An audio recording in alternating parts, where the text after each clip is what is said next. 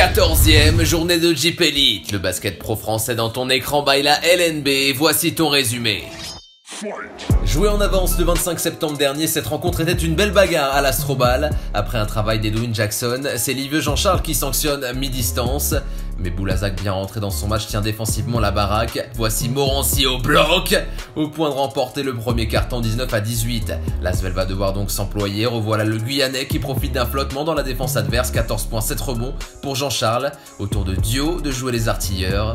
L'ancien Villeurbanais Alpha Cabas offre lui un joli double-double. 12 points, 13 rebonds et maintient sa nouvelle équipe en vie, qui défensivement garde le cap. Retour éclair de Sanchez. Aminou a bâché sévèrement pour la deuxième fois, mais les hommes de Mitrovic l'emporteront de 9 points, Jordan Taylor pour en terminer. À l'Equinox, deux objectifs se font face. D'un côté pour Bourg, une qualification pour la Leaders Cup en cas de victoire, de l'autre pour le club gravelinois qui a la ferme intention de stopper l'hémorragie après 5 défaites de suite. Ndiaye, autoritaire. Malgré ce shoot dans le corner, c'est bien le BCM qui remporte la première manche, gardant une courte avance jusqu'en début de deuxième mi-temps. La JL privée de Zach Wright peut toutefois compter sur Danilo Anduzic qui va lancer son one-man show. Pas là pour rigoler, le Serbe envoie un 4 sur 5 derrière l'arc et va chercher les 30 points. Benjamin Sen, lui aussi très adroit à longue distance, offre une dernière résistance. Son équipe revient à une possession, mais l'ancienne graveline Dunkerque Chris Johnson rentrera 2 tirs extérieurs décisifs. Victoire des locaux. Le Portel Lanterne Rouge recevait la Roca Team, actuelle deuxième du championnat. Et le SSM peine déjà en ce début de partie avec des assauts qui se répètent sous le cercle. Même si Dibost manque ici ce tir, Buchner est à la retombée. Le genre de choses qui ne plaît pas à Joe Alexander, 8ème à la draft NBA en 2008, il vient s'empaler sur Kim Tilly. Postérisé, le français ira claquer son dunk en deuxième mi-temps et vous le voyez au score. Malgré ce tir primé de Tabou, les visiteurs ne sont pas inquiétés. 25 points c'est l'écart après ce panier de Paul Lacombe.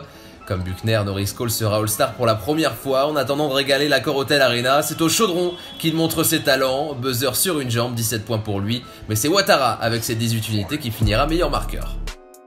Il n'y a pas eu de suspense à Roanne. Les Nantériens replacés dans la course à la Leaders Cup arrivent le couteau entre les dents. C'est le cas d'Isaiah Cordigné qui signera son record en carrière. 31 points tout en ajoutant 9 rebonds. Son partenaire de crime s'appelle Kenny Sherry. 21 points qui dégaine devant Forcada.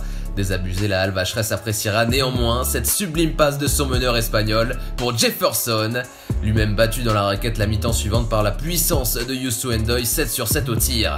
Légère frayeur pour les franciliens qui vont voir les locaux enfiler un 15-0 entre la fin du 3e et le début du 4e. Bloqué à 80 unités pendant un peu plus de 5 minutes, Dallas Moore remet un brin de confiance pour aller finalement l'emporter de 23 points d'écart, validant une 3e victoire de rang en Jeep Elite. En 11 matchs au Rhenus, toutes compétitions confondues, Strasbourg en a perdu 7. Autant dire qu'à la maison, la SIG est malade. Face à Chalon-Reims, cela ne semble pas s'arranger. 7-0 d'entrée, réaction de Dallo, mais l'écart est déjà conséquent. 26-9 à l'issue du premier quart-temps, les shoots longue distance vont s'abattre sur les hommes de Collet. Après ceux de Jimmy Baron, au tour de Nick Moore, qui ne fera pas semblant. 21 points, 6 sur 8 à 3 points pour l'Américain. En deuxième période, les Alsaciens semblent aller mieux. Ali Traoré est libéré de tout marquage assure. Le CCRB qui a toujours mené au score resserre vite la vis avec l'impact de Morin. Comme la saison passée, les joueurs de Cédric Heitz l'emportent dans cette salle, logiquement 69-83. À Orléans, DJ Stephens était bien de retour. Éloigné des terrains pendant plusieurs jours pour une douleur au mollet, l'Américain au compte sur Halilovic ne pourra rien contre cette passe bien appuyée pour Mwendadze, très efficace au tir. Bien servi, Cliff Alexander conclut sans réelle opposition. Et malgré cette vista incroyable de Miralem Halilovic, les Sartois à la pause mènent de 7 points. Au retour des vestiaires, les deux formations offrent au public orléanais une grosse entame en se répondant coup pour coup, avant un push opéré par l'OLB avec encore Mwendadze. Mais le MSB est inarrêtable depuis son changement d'entraîneur et peut compter sur Brandon Taylor. Fin depuis step back à 3 points, Le Mans s'arrache et prolonge sa série de 4 succès. Pau, très diminué par les blessures avec celle de Travis Leslie et celle de son capitaine Léo Cavalière, accueillait une équipe de Chalon qui végète depuis plusieurs semaines au fond du classement. Dans une partie où aucune des deux équipes n'arrive à prendre le large, quelques individualités se mettent en avant.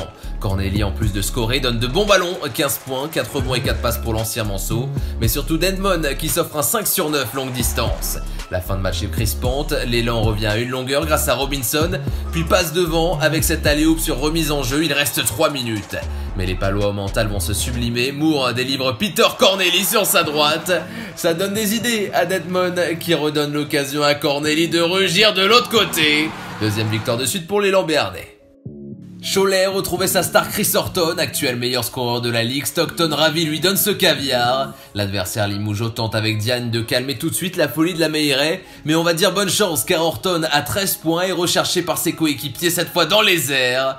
Dominé, le CSP s'accroche avec Bayhurst qui apporte toute son énergie en sortie de banc, 43-35 après 2 quarts-temps. Mieux au scoring, Paul Stoll est ici inspiré pour nourrir Boussielé, mais le ballon tourne mieux chez les Choletais et Peter Joke en feu, mais dedans, 22 points pour le sniper soudanais. Au total, 24 passes seront délivrées pour les locaux contre 15 seulement pour les adversaires du soir. L'écart collectif est net, 90-79 score final. Superbe affiche à Marcel Cerdan entre les Metropolitans 92 4e et Dijon 3e. Boulogne-le-Valois qui n'a plus gagné en Jeep Elite depuis le 22 novembre dernier compte bien se relancer face à un Cador. Donta Smith reçoit 5 sur 5 à 3 points.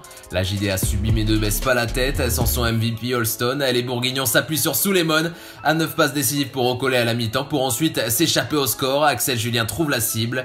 Regardez, l'écart s'est creusé même si Michino prend le meilleur sur cette contre-attaque. 9 passes pour Souleymane. On pourra mentionner les 7 de Julien. Collectivement en place, Dijon met le verrou défensif face à la meilleure attaque du championnat qui ne mettra que 64 points. Le comeback de fin pour Boulogne-le-Valois n'aura pas lieu. Nouvelle défaite en ce mois de décembre. Allez, rappel des résultats de cette 14e journée. Lyon-Villeurbanne s'est imposé fin septembre face à Boulazac dans un match avancé. Bourg-en-Bresse se relève à domicile contre le BCM après 2 défaites. Victoire à l'extérieur de Monaco au Portel, de Nanterre à Roanne, de Chalon au Rhénus et du Mans à Orléans. L'élan béarnais vient à bout de l'élan Chalon. Cholet s'impose sur son parquet face à Limoges, quand les Metropolitans 92 perdent une nouvelle fois contre Dijon. Au classement, ça ne bouge pas pour le trio de tête, Asvel, Monaco puis Dijon, même si la JD à distance un peu plus Boulogne-le-Valois. Cholet 5e et Bourg-en-Bresse possèdent désormais le même bilan que leur homologue francilien. Tous sont donc qualifiés pour la Leaders Cup. Strasbourg et Nanterre, eux, sont toujours en course. Beaucoup d'équipes ensuite ont un bilan de 5 victoires pour 10 défaites. On rappelle qu'à l'issue de la saison, les 3 derniers descendront en Pro B. Pour l'instant 16e, 17e et 18e, Orléans, Chalon-sur-Saône et le Portel. Pour la 15e et prochaine journée, tout se passe le 23 décembre. Boulazac sera à Orléans, Chalon-sur-Saône à Roanne, Chalon-Reims accueille le Portel, Dijon 3e recevra dans son palais des sports Pau, les Metropolitans 92 eux contre Gravelines-Dunkerque, Le Mans face à Lyon-Villeurbanne, Limoges-Strasbourg et Nanterre-Cholet. Enfin Monaco 2e accueille Bourg-en-Bresse 6e.